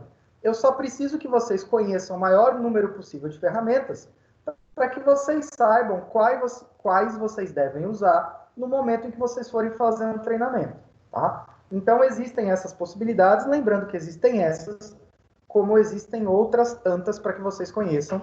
Minha função aqui, junto com vocês, é apresentar para vocês algumas delas para que vocês tenham um repertório cada vez maior de ferramentas, tanto tradicionais quanto de ferramentas tecnológicas, para que no momento que vocês tenham que aplicar um treinamento, vocês tenham aí uma gama de possibilidades grande para que vocês possam escolher e adequar ao objetivo daquele treinamento ou daquele desenvolvimento de pessoas específico que vocês foram contratados ou que vocês estão tendo que desenvolver, tá bom? Sobre essa questão do uso, tem mais uma aqui que eu ainda quero falar com vocês. Até aqui, até a dinâmica de grupo, tá tranquilo? Ou alguém tem dúvida ou alguma pergunta? Ou algum comentário? Sem comentários, sem dúvidas. Até então. Então tá. Vamos lá. Existe orientadas para o conteúdo, existe orientadas para o processo e existe as técnicas híbridas. Técnicas híbridas são treinamentos que misturam a técnica de conteúdo com a técnica de processo. Então, existem as técnicas de conteúdo, existem as técnicas de processo, que vocês já viram, e existem as técnicas híbridas, que é uma mistura, é uma mescla entre técnicas de conteúdo e técnicas de processo. Pode ser que em determinado treinamento eu precise que aquele grupo que eu estou treinando adquira conhecimento, mas também consiga desenvolver melhor as relações interpessoais. Quando eu tenho essa característica, eu posso me utilizar das chamadas técnicas híbridas. Olhem para o slide de novo. São empregadas quando se quer construir conhecimentos e treinar habilidades ou mudar atitudes dos colaboradores pela participação em workshops, estudos de caso, simulações e jogos, além das possibilidades de atividades on the job, como a instrução, orientação e rotação de cargos. Essas técnicas também são chamadas de blended learning ou de B-learning, ou seja, atividades misturadas, atividades mescladas. Dentro dessas técnicas híbridas, nesse parágrafo que eu li para vocês, eu já trago para vocês uma série de possibilidades. Oficinas, estudo de casos, simulações, jogos. Né? Eu vou falar para vocês aqui, basicamente, sobre a técnica de simulação, que é uma técnica bastante utilizada hoje, contemporaneamente, é uma técnica moderna, mas que envolve toda uma estrutura. Nem sempre vocês conseguirão fazer a técnica de simulação. O que é a simulação? Simulação é uma ação educacional utilizada em treinamentos organizacionais, principalmente quando envolve o aprendizado para a operação de equipamentos complexos, de alto valor ou que envolvam riscos de segurança. Atualmente, por exemplo, já é possível ensinar um cirurgião a realizar um procedimento cirúrgico por simulação, assim como ensinar um piloto a operar uma aeronave, um avião, por simulação. Então, simulação não é a realidade, né? Simula-se a realidade, mas eu preciso de equipamentos tecnológicos para conseguir simular a realidade. Vou dar um exemplo aqui bem prático para vocês. Eu comecei a dirigir, eu tinha exatamente 18 anos, foi quando eu tirei a carteira de habilitação. Naquela época, e já faz o quê? 33, há 15 anos atrás, não existia simuladores. Né? as aulas práticas eram todas dentro dos carros. Hoje já existem várias autoescolas com simuladores. Algumas aulas são dentro do carro, como eram antigamente, outras aulas são dentro dos simuladores. Para quem gosta aí de videogame, não sei se algum de vocês gostam, existem vários simuladores de avião para vocês brincarem de piloto de avião. Mas mesmo aquele que faz um curso para ser um piloto de aeronave, ele vai treinar por meio de simuladores. Então, a técnica da simulação, ela é uma técnica mista, porque te coloca em contato com um determinado conteúdo, um determinado conhecimento, mas faz também aí com que você também saiba lidar com a sua ansiedade, com a sua pressa, com o seu medo, enfim, para você conseguir operar aquele equipamento futuramente. Por isso que ela é considerada uma técnica mista. A técnica de simulação, ela pode ser utilizada, mas vocês precisam ter os aparelhos, vocês precisam ter a tecnologia, né? Então, existem aí técnicas de simulação que são muito efetivas, têm um grau de efetividade muito grande, como é o caso do médico cirurgião, como é o caso do piloto de aeronave, como é o caso da autoescola, em que é bacana, é muito interessante, mas por vezes exige aí, olhando aqui no vídeo para mim, exige, eu estou fazendo sinal aqui do dinheiro, exige muitos recursos. Se por acaso a empresa tiver os simuladores, ou o grupo, ou os professores, né, a equipe de treinamento tiver os simuladores, é uma possibilidade. Mas repito para vocês, não é algo muito barato, nem algo muito usual de se encontrar. Então eu trouxe aqui para vocês um exemplo das técnicas híbridas. Existem, por exemplo, os workshops, né? Traduzindo, seriam aí shoppings de trabalho, locais de trabalho. O workshop ou as oficinas, aqueles que estão treinando, ou seja, os facilitadores, os professores, dão uma situação concreta, e aí, na prática, o grupo que está sendo treinado tem que resolver aquela situação. Normalmente, são situações, problemas em grupo, por isso que ela tem a característica de autoconhecimento, de trabalho em equipe, e vocês estarão construindo um conteúdo, estarão construindo um conhecimento. É por isso que as oficinas também são consideradas como técnicas híbridas. Então, no uso, existem 3 modalidades. A orientação para o conteúdo, a orientação para o processo, e essa terceira, na verdade, é uma mistura das outras duas, né? Que é o que nós chamamos de técnicas híbridas. Ou seja, mistura técnicas de conteúdo com técnicas de processo. Professor, oi. Eu acho que tem alguém querendo entrar. Mandou mensagem lá no grupo do WhatsApp. Espera lá que eu vou voltar aqui para outra tela.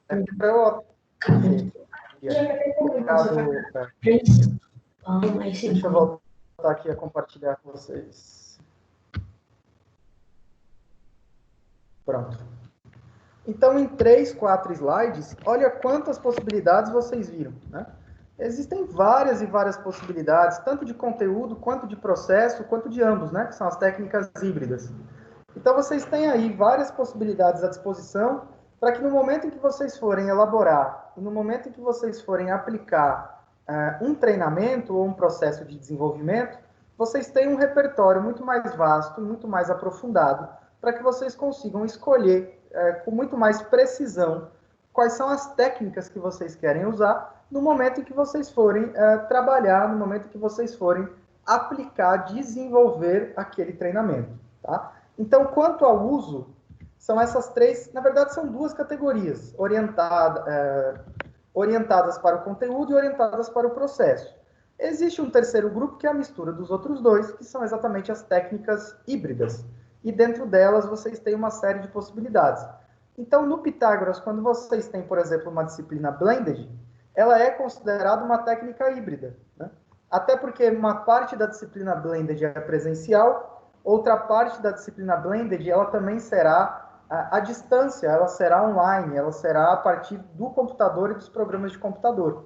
Então, observem que o Pitágoras, ele usa muito essas estratégias mais modernas. Ele usa muito essas estratégias mais contemporâneas, mas observe que se vocês compararem o número de grupos que utilizam e o número de grupos que não utilizam, a maioria dos grupos ainda estão mais focados, ainda estão mais alicerçados nas técnicas mais tradicionais. Mas já existem grupos educacionais mais modernos que já começam a investir nas blended, na sala de aula invertida, nas autoinstrucionais e tantas outras possibilidades mais contemporâneas. Até aqui, tudo bem? Posso seguir? Sim, professor. Então, vamos lá. Classificação do Chiavenato quanto ao tempo. A classificação do tempo ela é mais fácil de ser entendido. O que ele está chamando aqui do tempo? Antes e depois do primeiro dia de trabalho. O que ele está querendo mostrar para vocês é que esse processo educacional de treinamento ele pode acontecer até mesmo antes do primeiro dia de trabalho. Vou falar depois do primeiro dia primeiro e depois falo antes do primeiro dia. Os programas de ensino que acontecem depois do início do exercício recebem o nome de treinamento ou capacitação. Já o treinamento que acontece antes ou até antes do início das atividades, momento no qual o trabalhador ingressa na organização e precisa ser acolhido formalmente, faz parte do processo de integração. Então, vamos fazer a primeira divisão. As ações da organização para os funcionários que já estão trabalhando, nós chamamos de treinamento.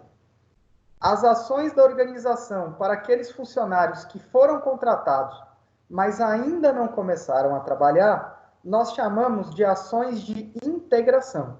Então, vou dar um exemplo. O meu exemplo. Quando eu fui contratado no Pitágoras, eu passei por um processo de integração e depois eu passei por um processo de treinamento.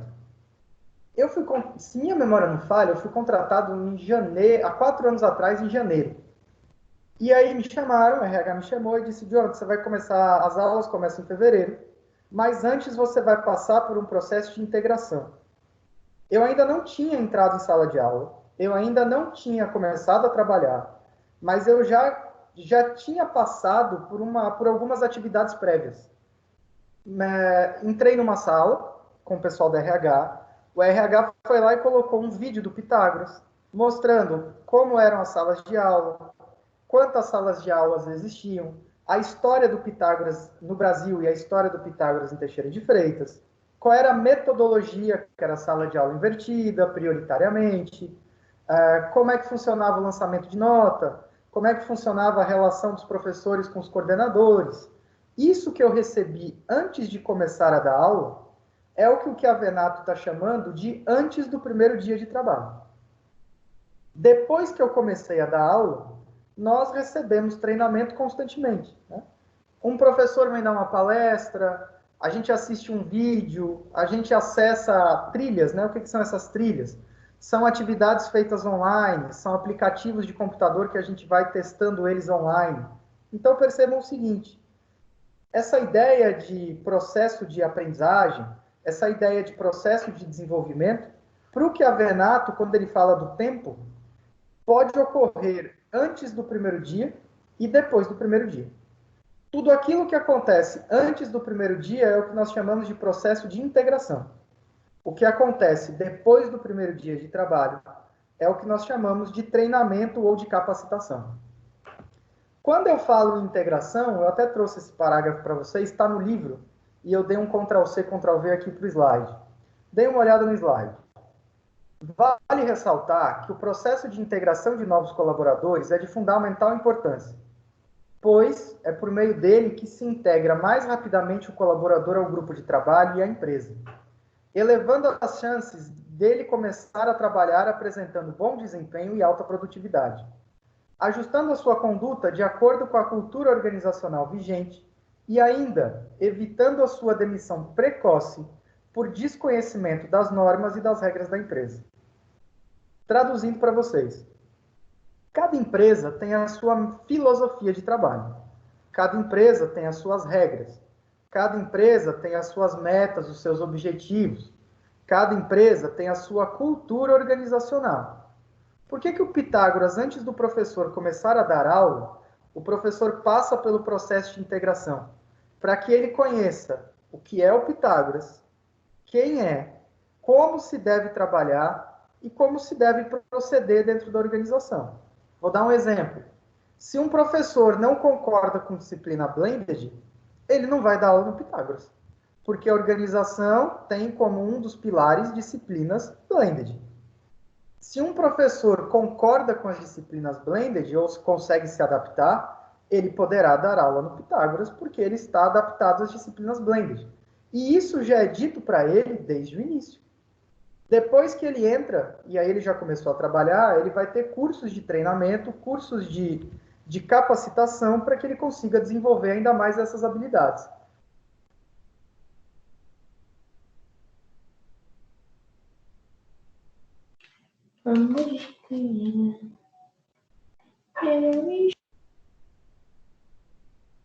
Ixi, o professor caiu.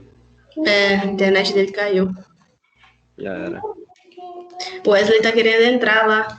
Bora, cadê você? Ô, professor, tem mais outra pessoa querendo entrar. Já aceitei aqui. Deixa eu só aí. Vocês estão conseguindo ver o slide? Sim. Sim? Vamos lá, para eu conseguir terminar, que hoje a internet está difícil. Então, o processo de integração, ele serve exatamente para que o funcionário, para que o colaborador já comece a entender, antes mesmo de entrar no trabalho, quais são as regras da organização. Então, quando que a Venato ele fala quanto ao tempo, são 2 tempos. Antes do primeiro dia do trabalho e depois do primeiro dia de trabalho. Antes do primeiro dia de trabalho, são as técnicas de integração. Depois do primeiro dia de trabalho, aí são os treinamentos e a capacitação. O que eu preciso dizer para vocês? O processo de integração, ele é tão importante quanto o treinamento. Porque, vocês já sabem, porque é na integração, é nas boas-vindas que eu já começo a formar, que eu já começo a moldar o colaborador as regras da organização e a cultura organizacional da organização. A grande maioria das empresas, a grande maioria das organizações no Brasil hoje adotam o processo de integração. Não sei se vocês lembram, eu falei para vocês na aula de um frigorífico que era comandado por muçulmanos, em que os frangos tinham uma posição ideal para serem abatidos. Lembram disso? Os funcionários que entram nesse frigorífico, foi isso mesmo, eu falei isso numa aula presencial, lá no início. Os funcionários que entram... Acho que foi na primeira e na segunda, foi isso mesmo. Os funcionários que entram, que são contratados, eles devem passar por um processo de integração. Porque logo no primeiro dia de trabalho, eles já precisam conhecer a cultura da organização, eles já precisam conhecer as técnicas, as normas, as regras, os códigos de postura, entre tantas outras ações que são importantes. Se você não faz um processo de integração, qual é o risco? A pessoa entra, começa a trabalhar e é demitida, ou ela mesma se demite porque para ela era um mundo que não era um mundo adequado. Quando você faz um processo de integração antes do primeiro dia de trabalho, a pessoa já está ciente do que ela vai encontrar pela frente. É bom para o colaborador e é melhor ainda para a organização. Então, repito para vocês, quanto ao tempo, o que a Venato estipula em antes do primeiro dia de trabalho e depois do primeiro dia de trabalho. E eu repito para vocês, o processo de integração, que é antes do primeiro dia de trabalho, é tão importante quanto o processo de treinamento e de desenvolvimento que acontece do primeiro dia de trabalho até enquanto o colaborador permanece naquela organização. Ok? Se alguém tiver alguma dúvida, deixo aí alguns segundos para que vocês se pronunciem. Por fim, o terceiro grupo, ou terceira espécie do que a Venato, é quanto ao local de aplicação do treinamento. Quando que a Venato fala no local de aplicação, existem 2 possibilidades. Ou se faz o treinamento no local de trabalho, ou se faz o treinamento fora do local de trabalho. Olhem para o slide. Quando a aplicação é no próprio local de trabalho, o colaborador é ensinado formalmente pelo seu supervisor, por outro colega ou por instrutores, enquanto desempenha suas tarefas no próprio posto de trabalho. Quando o treinamento é feito fora do local de trabalho, pode ser em uma sala de aula na própria empresa ou fora dela, num hotel, numa consultoria, numa faculdade, numa universidade, etc. Então, o que o Chiavenato está chamando de local de trabalho? É no próprio posto de trabalho. Né? Ainda que seja numa sala de aula dentro da própria empresa, o Chiavenato considera fora do local de trabalho. Então, para o Chiavenato, treinar no local de trabalho é no posto de trabalho. Então, por exemplo, um treinamento para o pessoal do RH. Se esse treinamento é dado dentro do setor de RH, o Chiavenato entende como dentro do local de trabalho.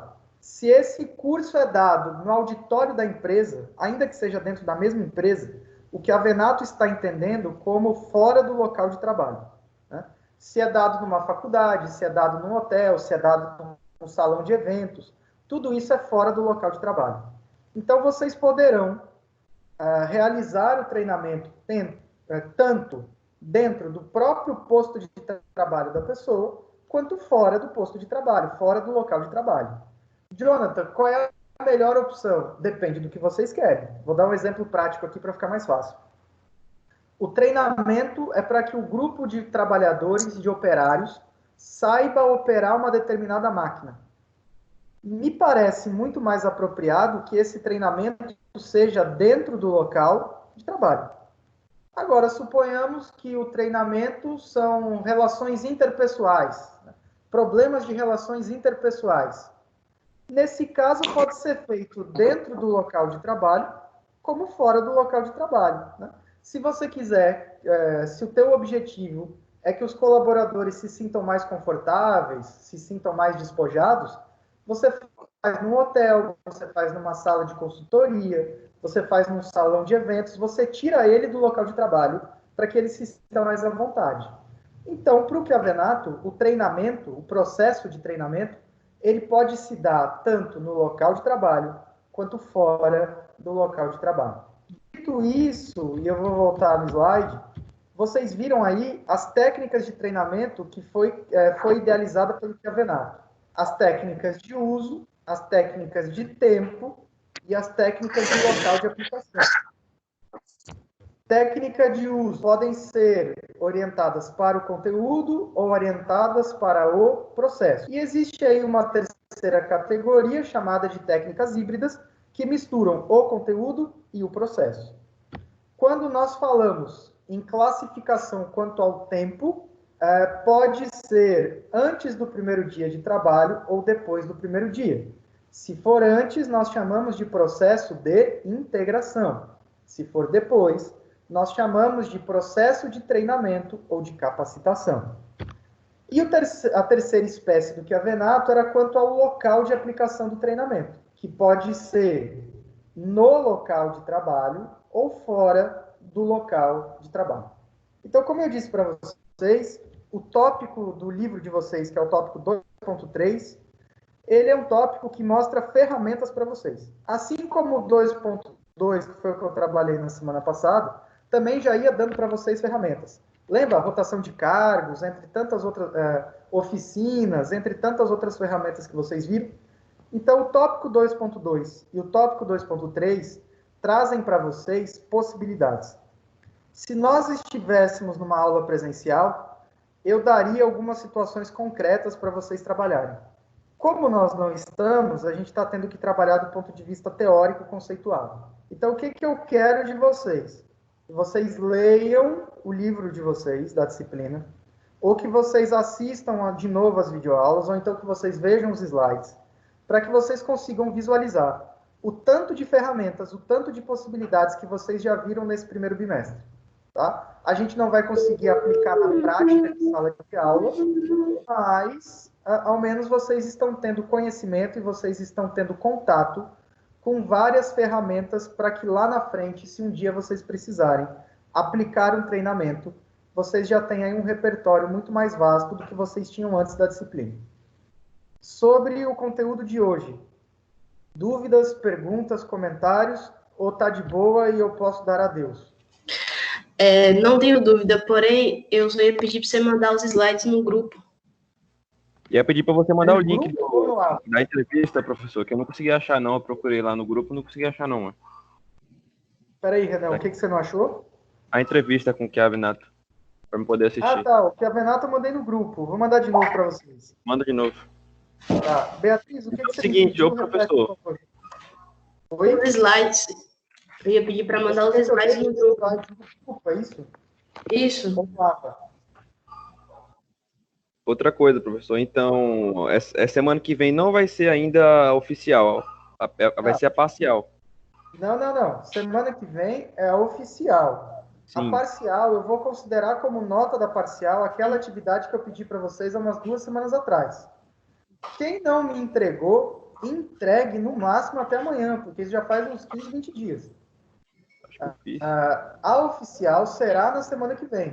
Eu estarei aqui na quarta-feira que vem para explicar para vocês como você vai explicar ainda oficial. Oi? Certo. Você vai explicar ainda, né, oficial, semana que vem. Perfeito. Na quarta-feira que vem eu vou explicar. Eu só preciso que de hoje até quarta-feira que vem vocês estudem o conteúdo.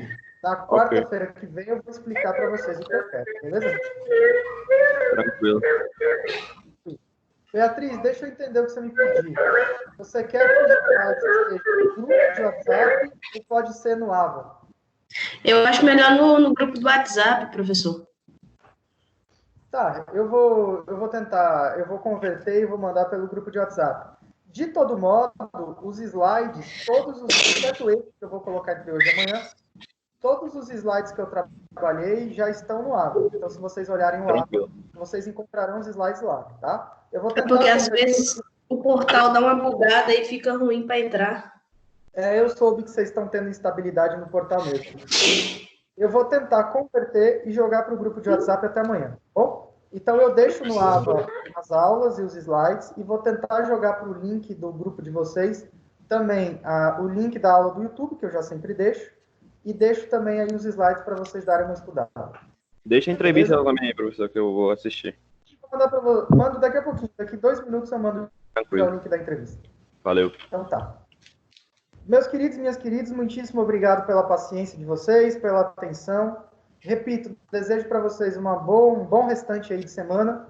Repito de novo, se cuidem, pelo amor de Deus, para que a gente volte o mais rápido possível. Que Deus abençoe vocês, mas façam aí também a parte de vocês no coronavírus, as estratégias de prevenção. Precisando, continuo no grupo de WhatsApp e é isso, tá? Obrigado, um abraço para todos vocês e até quarta-feira que vem com a atividade oficial. Valeu? Abração e tchau. Valeu. Tchau. E obrigado.